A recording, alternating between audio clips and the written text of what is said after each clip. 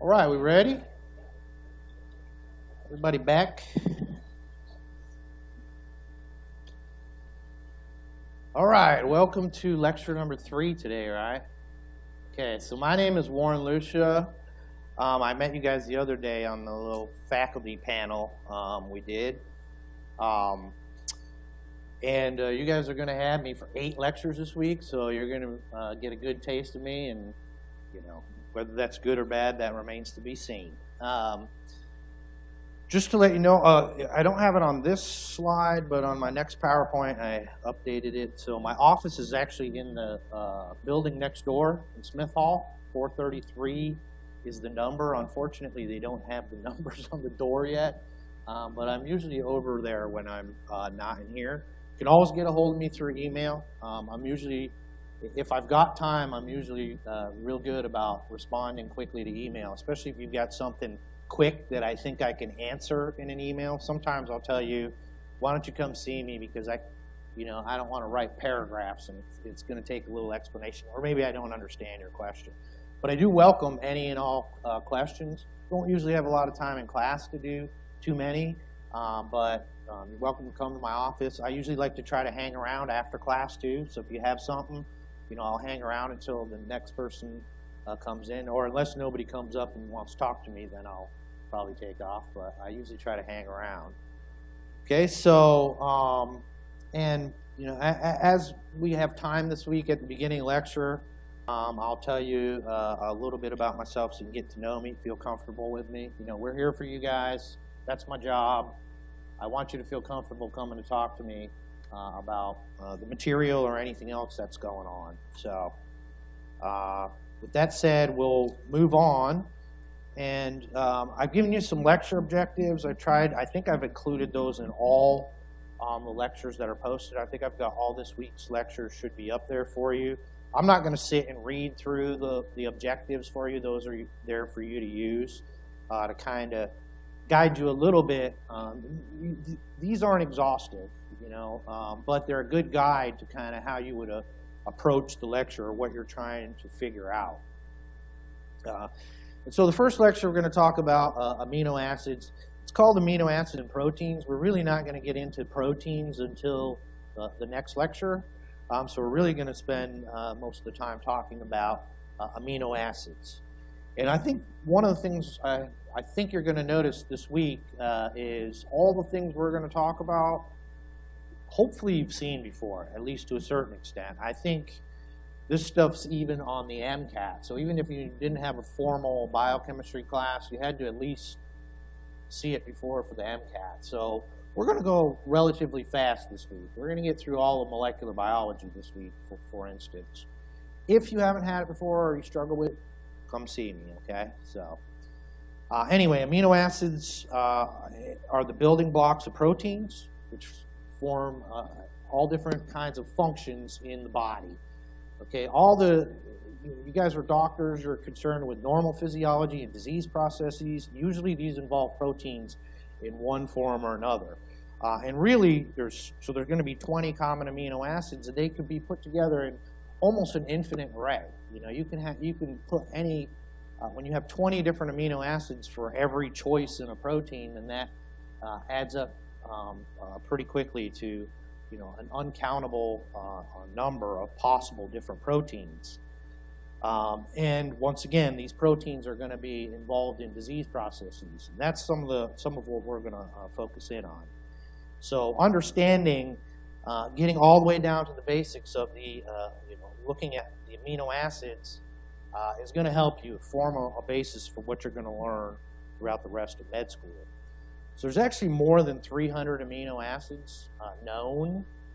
Luckily, we're not going to learn all 300 of those. So there's only 20 that are encoded in the genetic code, and those are the ones we're going to concern ourselves with.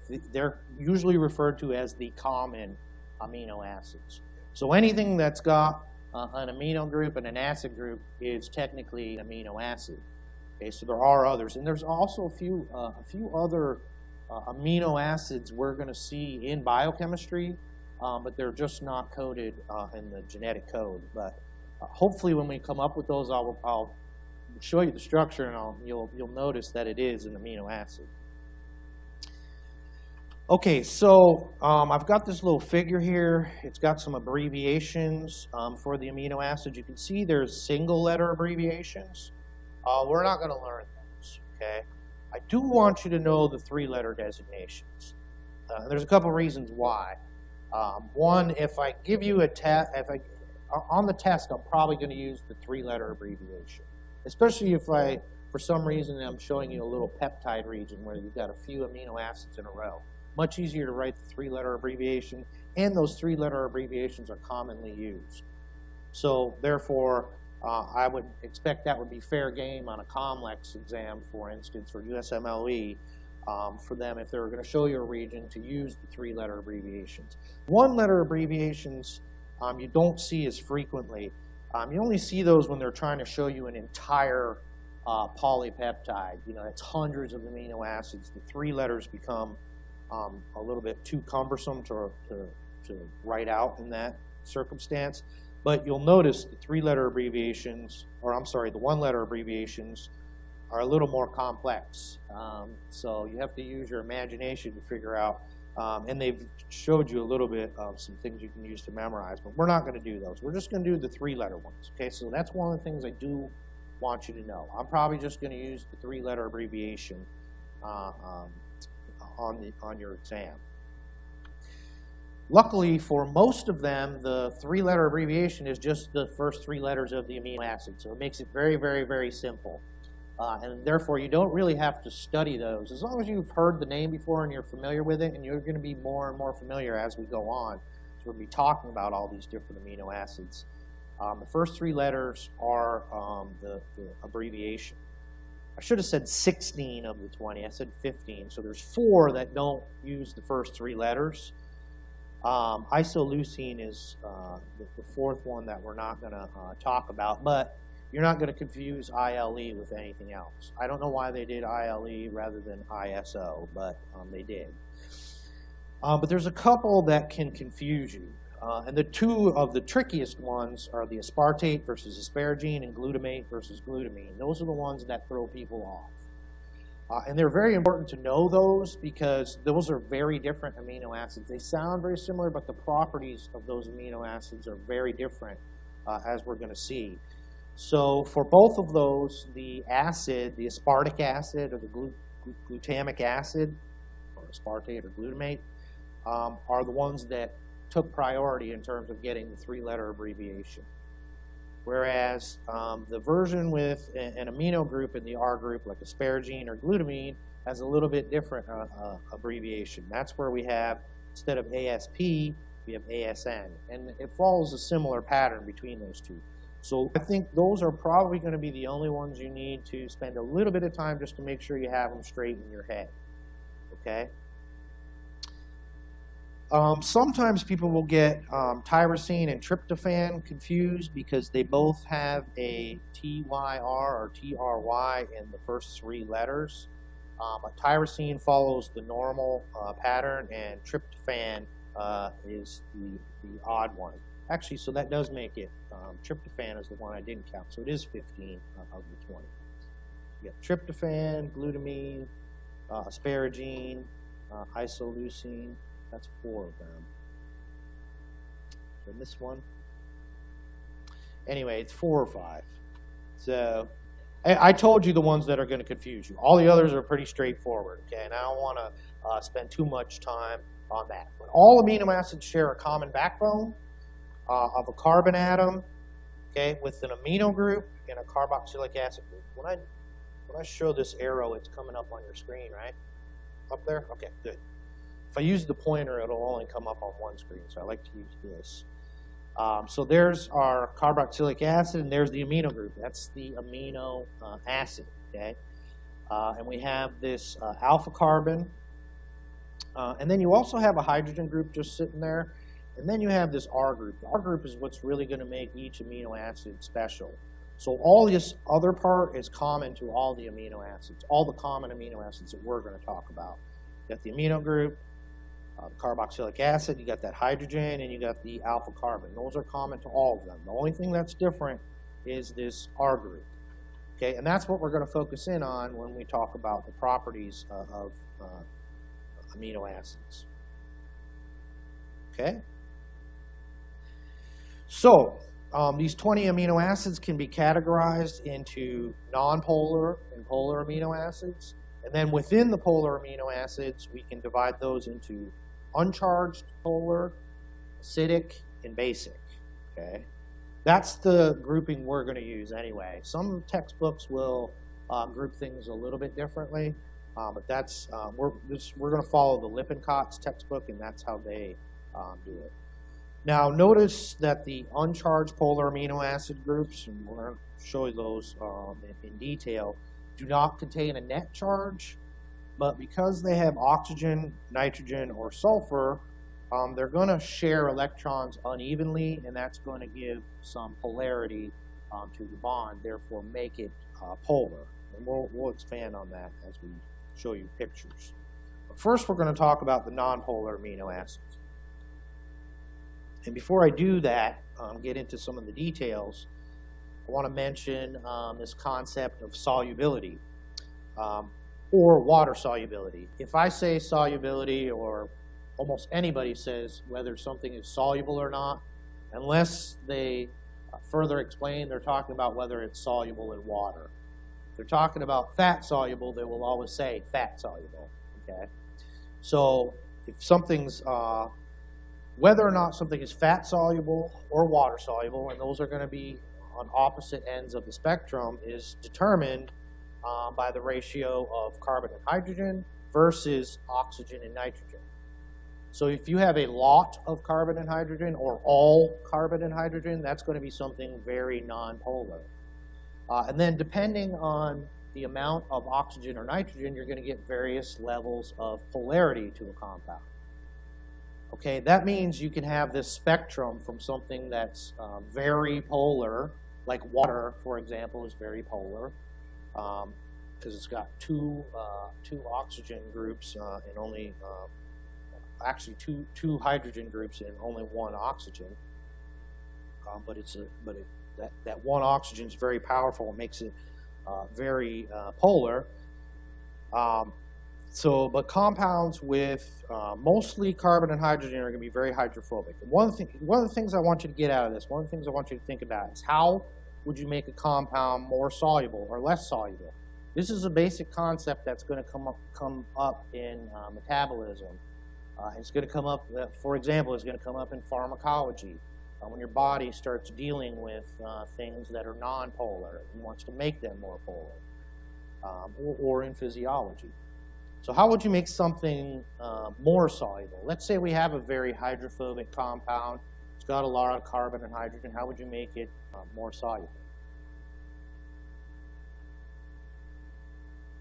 You could add something to it, right? Yeah, if you add oxygen and or nitrogen to it, you're going to start to make it more polar. You're going to start to make it more soluble. Okay. Now, there is a set of rules where you can determine the relative amount of solubility. I know you guys, at least most of the people, don't want to memorize any formulas, so we're not going to do that. But just know that the more oxygen and nitrogen you have, the more polar it's going to be. Okay? And vice versa. So if you want to make something less polar, you can attach to it something with a lot of carbon and hydrogen. And that's what happens when you attach a fatty acid to a compound. You make it more nonpolar. Fatty acid, the chain on a fatty acid anyway, is all carbon and hydrogen. Okay? Does that make sense to you? So most of the nonpolar amino acids have only carbon and hydrogen. So the white sort of emphasis here is showing you the R groups. Remember, when we're thinking of nonpolar and polar amino acids, we're ignoring the core part of the molecule, and we're only looking at the R group. Obviously, the core part of the molecule has both an acidic and a basic component, makes it relatively, so most amino acids are at least soluble in water by themselves. But once we make a polypeptide chain, we're going to kind of take those two out of the equation, and in that region, how that protein acts is going to be determined solely by the R group. Okay, So we're looking at the R groups right now. You can see we have all carbon and hydrogen, all carbon and hydrogen. There's a couple of exceptions. Tryptophan does have a nitrogen group, and methionine does have a sulfur group. But these, in this textbook anyway, and once again, because those ones are a little bit odd, you may, depending on what resource you consult, find those grouped a little bit differently. But we're going to use the Lippincott grouping, and they're grouped as nonpolar. With tryptophan, you do have a nitrogen there, but you have a lot of carbon and hydrogen around there, so it's a huge ratio.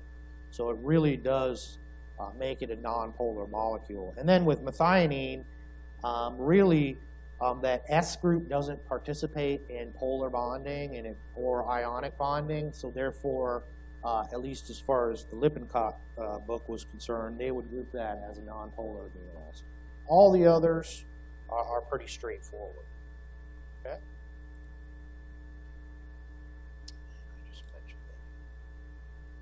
So as a group, the nonpolar amino acids tend to be grouped in the interior of proteins, at least in proteins that exist in an aqueous environment, in a water-based environment. Okay, so for example, the cytoplasm. Okay, if you have a protein that's in the cytoplasm, the nonpolar amino acids are going to be grouped in the interior. That actually gives a lot of stability to the structure. Okay, we're going to talk a little bit more about structure in the next lecture, but that gives a lot of stability to the structure. Conversely, if you do have a protein that's embedded into the membrane, and I think Dr. Dan Leishman already talked to you a little bit about cell structures. And have you seen membranes? You talked a little bit about membranes. So the interior of a membrane is very hydrophobic. It excludes water. So if you have regions of a protein that are going to be embedded into a membrane or cross a membrane, in those regions, the nonpolar amino acids will actually be on the surface to interact with those fatty acids right here that are very nonpolar. Okay, so aqueous proteins, they're going to be buried in the inside. When you have something embedded in a membrane, at least in the membrane spanning region, it will be on the outside. Pretty simple stuff, right? Okay, so, and this is where things are going to get, I think you've probably already noticed with Dr. Dan Leishman, he has a similar style to putting together his lectures, puts a lot of clinical stuff in there. I'm trying to throw in as much clinical stuff as I can, because this is where things are going to depart from what you've seen before. So, and I do expect you to know at least the level of detail that I talk about in class when I talk about some of these diseases. Many of them you're going to expand upon later on. So we're going to talk about some special roles for some the nonpolar amino acids. First ones we're going to talk about are branch chain amino acids. And I pulled the branch chains out of the nonpolar, but you can see what we're talking about here, how there's a branch. And here's a branch right here.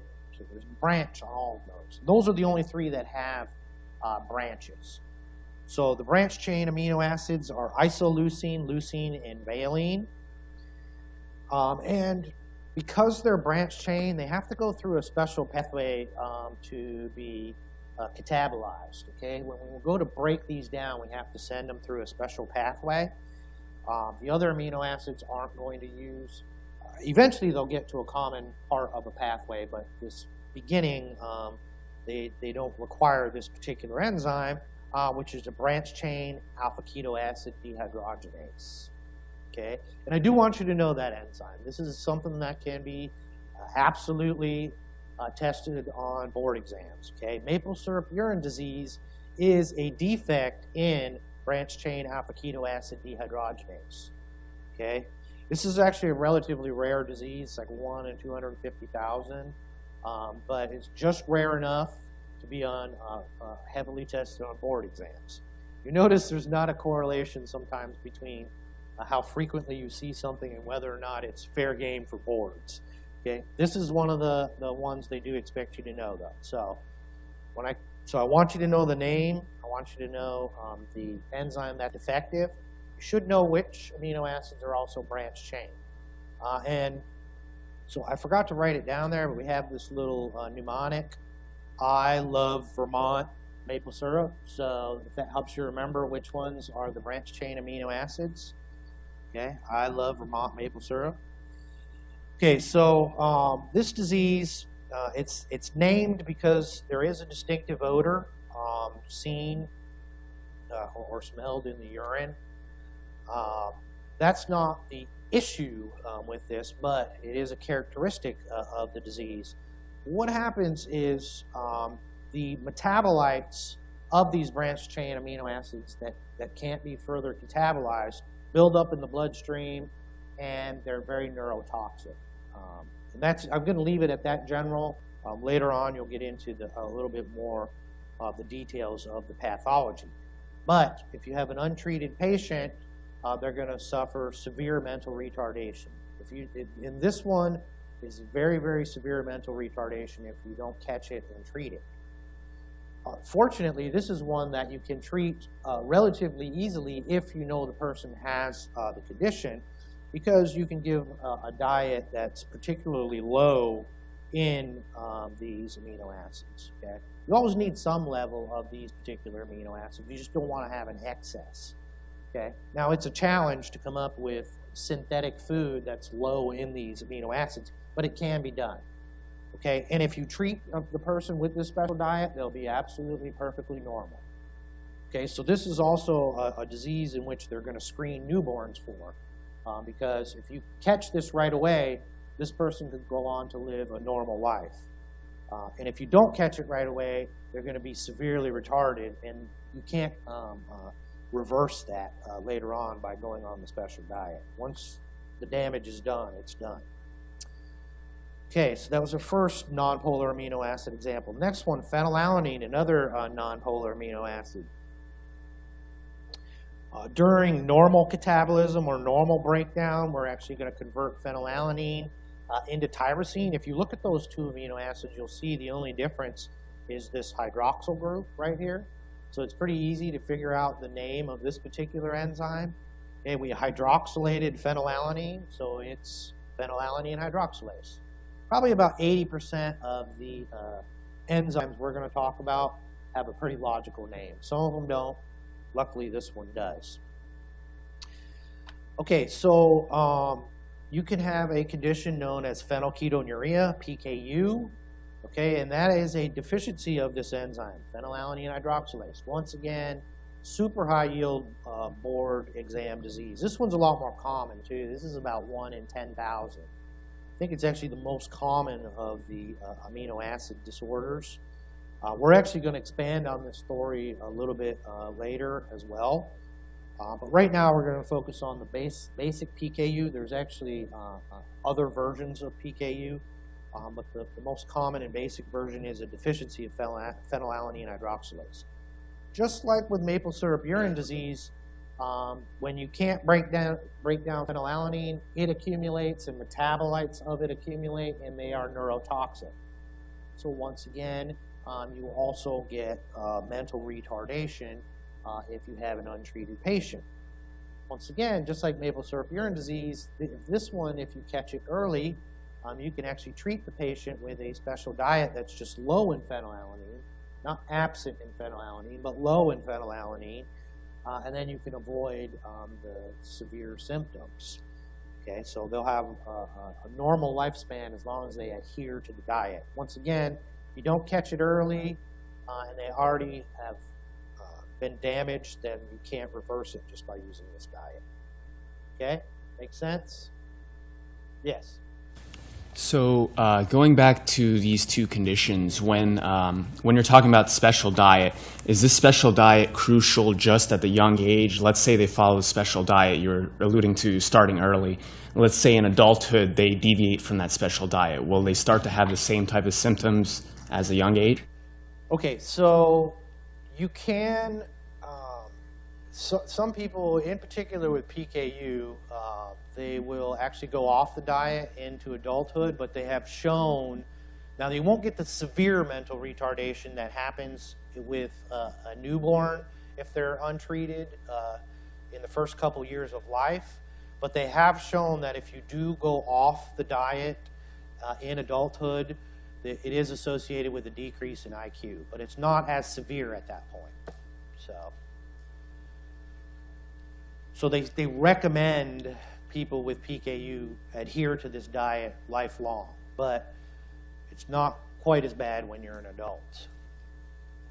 But if you're a female and you're pregnant, you definitely have to adhere to the diet because you can build up levels that will be neurotoxic to the fetus. So that's especially important as well. Once again, these are some of the things that we're going to get into even more as we move on. We talk more about some of these conditions.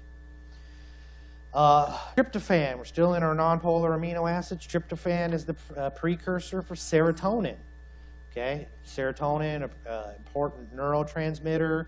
Some of the things serotonin is involved with: pain perception, regulation of sleep, appetite, temperature, blood pressure, cognitive functions, mood. That's one you probably were already aware of. Tryptophan, precursor for serotonin. Another fact I'd like you to know. And you should know a few of the basics of what serotonin does in case you have a patient presentation where they have altered some of those functions. Glycine, if you look back, and I didn't bring up the picture of just glycine here, but if you look back in your picture of your amino acids, you'll notice glycine has the smallest R group. It has only a hydrogen for the R group. Hydrogen's hydrophobic, so therefore it's grouped in the hydrophobic amino acids, but it's the smallest R group, okay? Collagen, which is a major structural protein in humans, has a very orderly structure. You're going to see it forms this triple helix. You have 3 polypeptides of different molecules of collagen, and they kind of wrap around each other and make a helix. It's got a very regular structure where glycine is found at every 3rd residue. Okay, and the glycine is important in the structure of collagen because it's going to be so tightly wrapped around each other. In certain spots, you want to have an R group that's very, very small. Okay, so if you have a mutation in which you change glycine to anything else, it's automatically going to be bulkier, right? Because glycine is the smallest one. But in particular, you can have some mutations where glycine gets mutated to, or a glycine residue ends up being mutated to something much bulkier. Okay, and that actually interferes with the 3-dimensional structure of collagen and can cause the one of the conditions known as osteogenesis imperfecta, another disease I would like you to know. Okay, and I'm going to mention this disease again in the very next lecture, so we're going to expand upon it a little bit. This is another super high yield board exam disease, so I want you to start to learn some of these now. We're going to fill the picture in as we move on. But I said many cases. I probably shouldn't say many. Some cases, the most severe cases of osteogenesis imperfecta are caused by mutations where you have a substitution for glycine with something much bulkier. Disrupts the collagen structure, and then you get the symptoms of osteogenesis imperfecta. And one of the big symptoms of osteogenesis imperfecta is brittle bones. They also call it brittle bone disease. Okay, you ever seen the movie Unbreakable, or heard of the movie Unbreakable? You guys might be too young for that movie. I don't know. Or if so, the character played by Samuel L. Jackson in that movie had osteogenesis imperfecta. Also, if you've ever seen the TV show The Middle, the little kid on the middle, Brick, he has osteogenesis imperfecta. Now, he has a less severe version than what I'm showing you in this x-ray, so this is the real severe version where you have death in utero or very shortly after birth. There's actually 8 different types of osteogenesis imperfecta, so they span quite a spectrum of severity. And we're going to talk a little bit about OI in the next lecture. I'm going to expand a little bit, and we're going to talk about 2 different types. Proline, another nonpolar amino acid, has a unique R group, okay? So the R group in this case is actually bonded with the alpha carbon. Okay, so all the other amino acids besides proline, that R group is free to kind of swivel around this alpha carbon. And actually, the alpha carbon itself is free to swivel around as well. But when proline, when you have a molecule of proline, that swiveling is actually restricted. Okay, so anywhere in a protein where you have a proline molecule, you have a limited number of structures that that particular molecule or that particular region can assume. Okay, does that make sense? Because you're hindering the swiveling of that group. Okay, now that means in a protein where proline is supposed to be there, it probably plays an important role to assume a certain structure. But it also means that if you get some kind of mutation where proline gets substituted into a protein, very often that can disrupt the normal protein structure. So you notice I'm talking a lot about mutations, okay? So that's a big theme, and we're going to talk more about what causes that later on this week. Now, actually, we're showing you this is the structure of collagen, and we have some proline. So proline assumes an important role in the structure of collagen, okay? So a normal role. By the way, in case, because I'm sure somebody will ask me this question if I don't explain right now, there's a couple unusual amino acids. Basically, they're amino acids that have gotten further modified. Don't worry about that, okay? I don't want you to look at that and go, I don't know what HYP is. What amino acid are they talking? It's just hydroxyproline. It's a modified proline.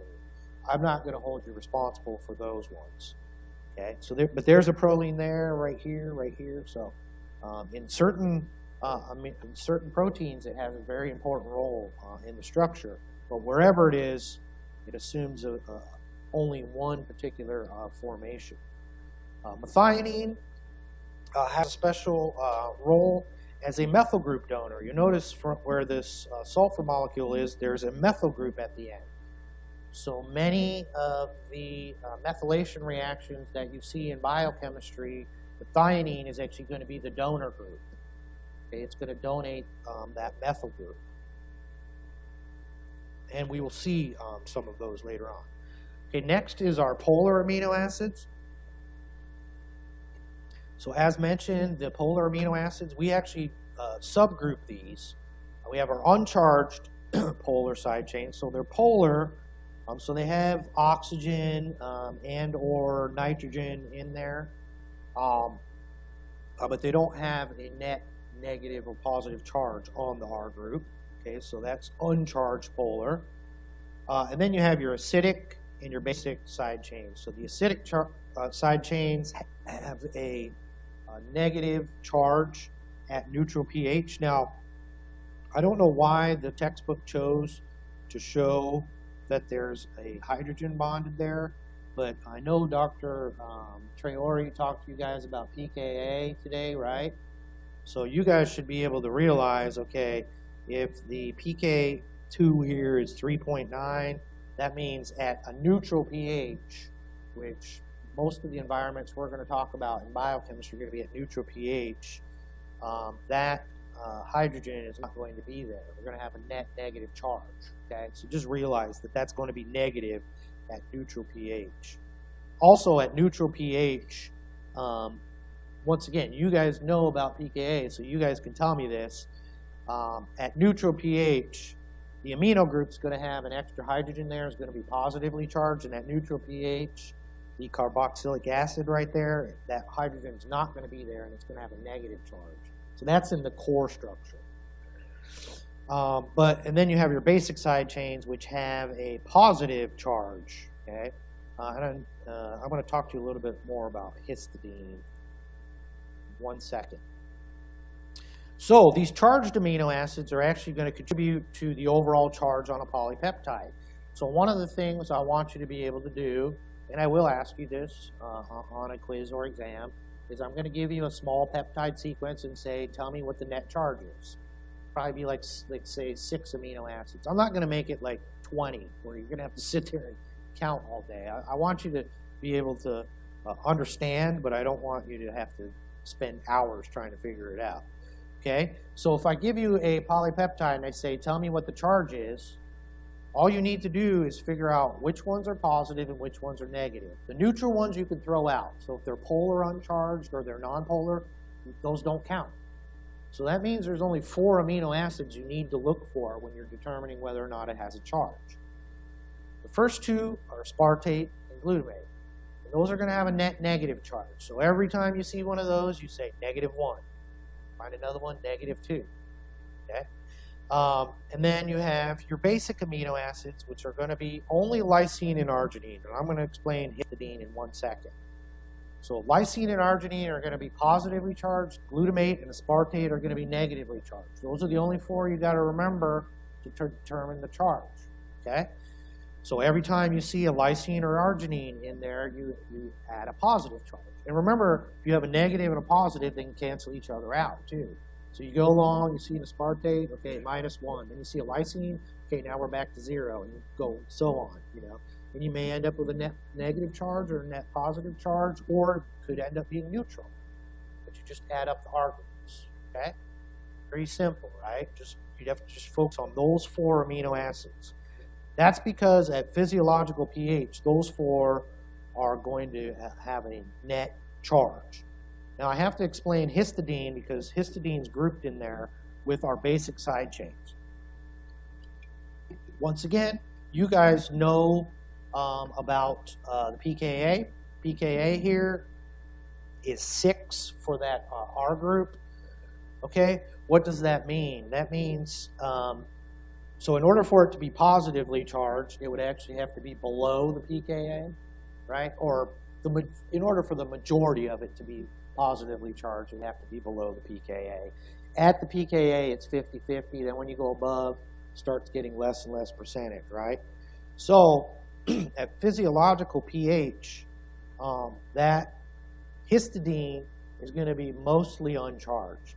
It does have a slight positive charge, meaning if you had a protein and you had 20 histidine molecules, when you add them all up, overall you'll probably have like a +1. But for the purposes of calculating charge on a polypeptide, let's say a 6 amino acid polypeptide, you can ignore histidine. Okay, it doesn't contribute significantly to the charge. Once again, it's got a very slight positive charge, but it's not enough to count. Okay? Now, what ends up happening is there's multiple things that can influence pKa. So in the structure of a protein, sometimes some of the groups around a histidine molecule can actually raise the pKa.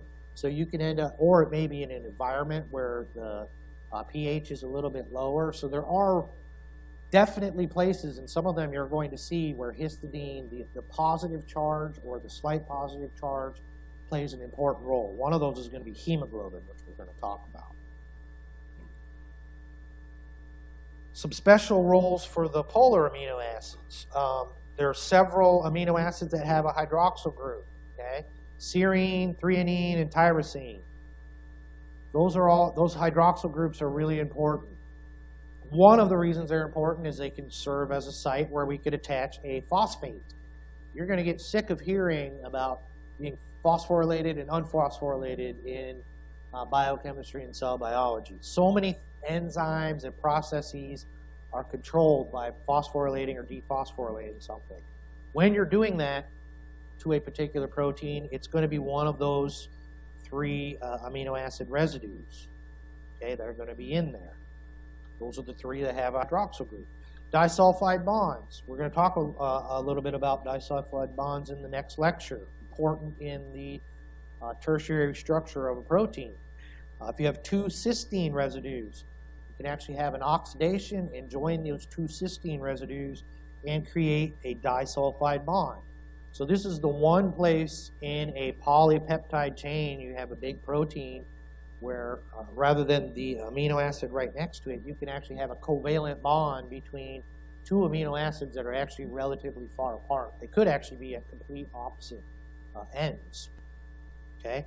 And because it's a covalent bond, it adds particular strength to a protein. Covalent bonds are much more difficult to break than ionic bonds or nonpolar bonds, for instance, at least in isolation. We have amino acids that participate in N or O-linked glycosidic bonds. So the nitrogen group in asparagine can form an an N-linked glycosidic bond. For some reason, we don't see the same thing with glutamine. It's always asparagine. And serine or threonine can actually form an O-linked glycosidic bond. Okay. Once again, tyrosine, we don't usually see O-linked glycosidic bonds in tyrosine, although you can see phosphorylation events. So glycosidic bonds actually attach, as its name implies, a sugar molecule, some kind of oligosaccharide, or it could just be a single sugar molecule. It doesn't necessarily have to be an oligosaccharide, but it's attaching some kind of sugar molecule to a protein, okay, and that gives this protein additional functions. Some of the roles of glycoproteins: cell surface recognition, okay, something that's going to be important, for example, in immunology, which we'll be talking about soon, and cell surface antigenicity. Also see that in immunology. Extracellular matrix, all kinds of glycoproteins in the extracellular matrix. In biochemistry, that's where we really get into glycoproteins. Mucins, which are, at least one of the roles of mucins is protective. They play a protective role. They form a layer in the digestive tract to kind of protect that from some of the nasty pH and enzymes that are actually in there. Once again, still talking about the polar amino acids. Our positively charged amino acids are found in abundance in histone proteins. Touch on this again. I think it's tomorrow. We'll get into the structure of DNA and RNA. DNA is highly negatively charged. That means proteins that are going to bind to it are going to be positively charged. Therefore, proteins that bind to DNA have a lot of arginine and lysine. Okay, and that includes histone proteins, and I'll explain to you what histone proteins are tomorrow.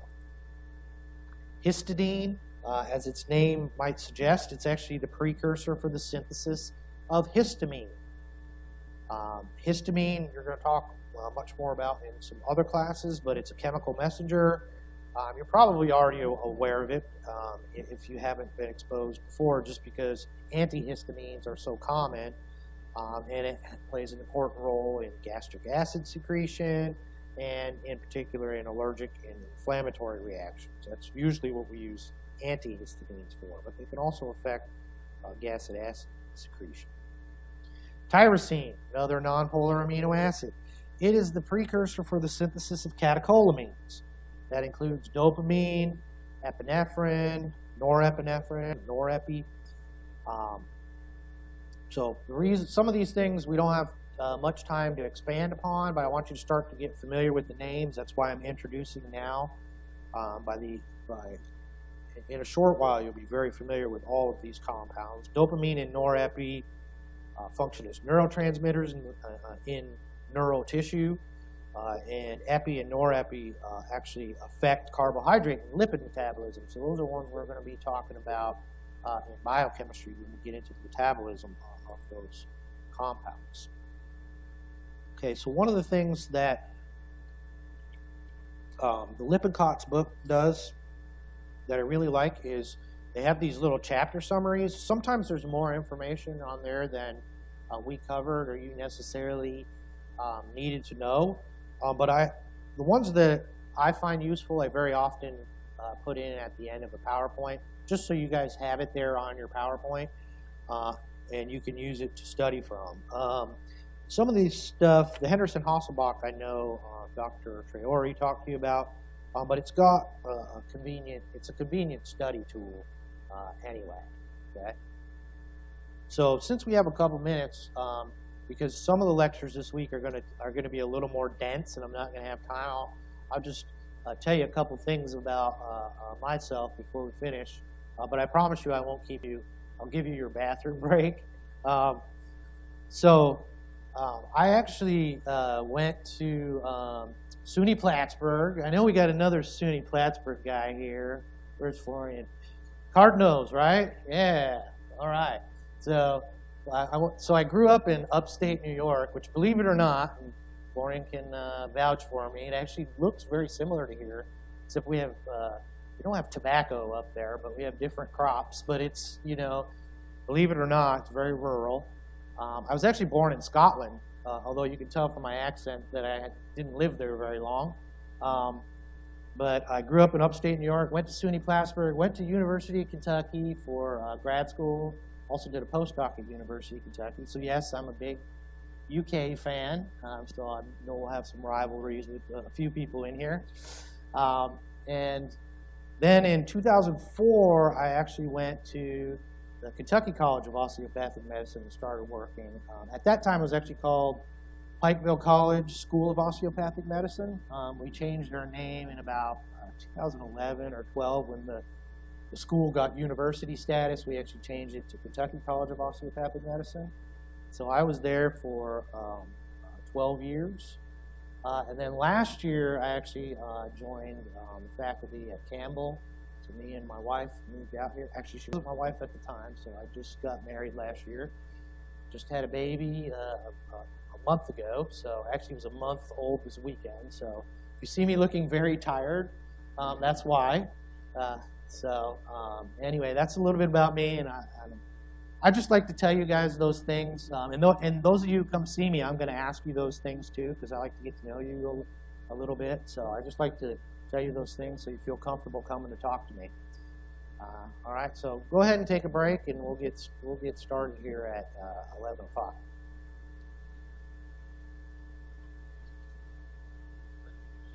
Sure. For all of us. No. Okay. No.